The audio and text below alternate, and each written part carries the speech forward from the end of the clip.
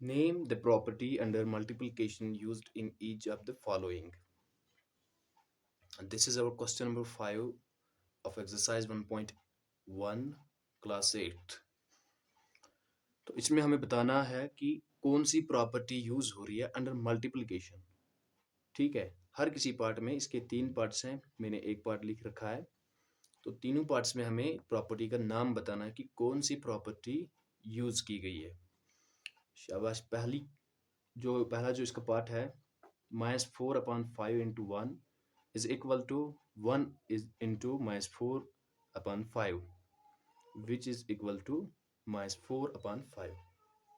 तो आप यहाँ पे देख सकते हैं, यहाँ पे 1 से मल्टीप्लाई किया गया है -4/5 को, और यहाँ से ये मान लीजिए a, ये 1 मान लीजिए b is equal to b. यहाँ ये 4/5 जो है b, तो a into B is equal to B into A. ये ऐसा भी है, लेकिन यहाँ पे 1 है. किसी भी नंबर को हम 1 से मल्टीप्लाई करते हैं तो वो वही नंबर आ जाता है, ऑलरेडी एग्जिस्ट जो होता है. ठीक है, तो इसको हम, इस प्रॉपर्टी को जिसमें 1 मल्टीप्लाई हो, उस प्रॉपर्टी को हम कहते हैं multiplicative property.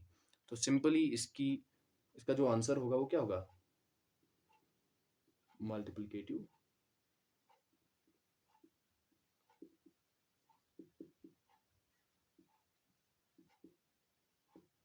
Property.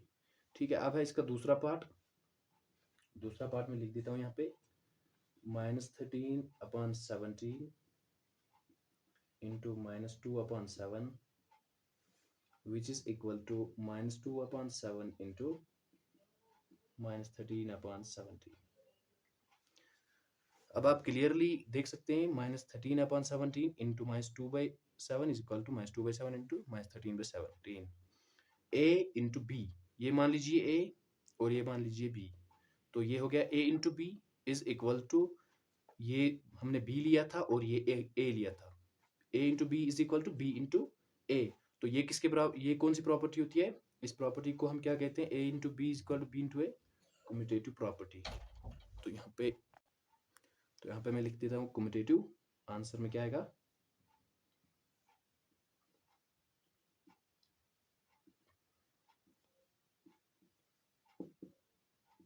Commutative property. इसके बाद है part number third.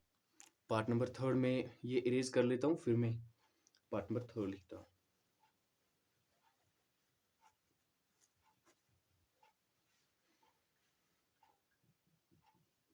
Part number third, -19/29 into 29/-19 is equal to 1. -19/29 into 29/-19 is equal to 1. Means कि जो नंबर है उसी नंबर के रेसिप्रोकल से उसको मल्टीप्लाई किया गया है. ठीक है, आप देख सकते हैं 19/29 इसी नंबर को रेसिप्रोकल किया गया और उसी से मल्टीप्लाई दिया गया इसको, तो जिसका आंसर 1 होता है. ये हमने मल्टीप्लिकेटिव इनवर्स में भी पढ़ा था. तो इस प्रॉपर्टी को क्या कहते हैं? मल्टीप्लिकेटिव इनवर्स प्रॉपर्टी कहते हैं ना, क्योंकि इसी नंबर को उल्टा करके इसे मल्टीप्लाई किया गया और जिसका आंसर फिर 1 आता है, वो होती है मल्टीप्लिकेटिव इनवर्स प्रॉपर्टी. तो लिख देते हैं आंसर मल्टीप्लिकेटिव इनवर्स प्रॉपर्टी. इस क्वेश्चन में आपको सिर्फ प्रॉपर्टीज के नाम बताने थे, क्या और बाकी कुछ करना नहीं था. Okay, thank you.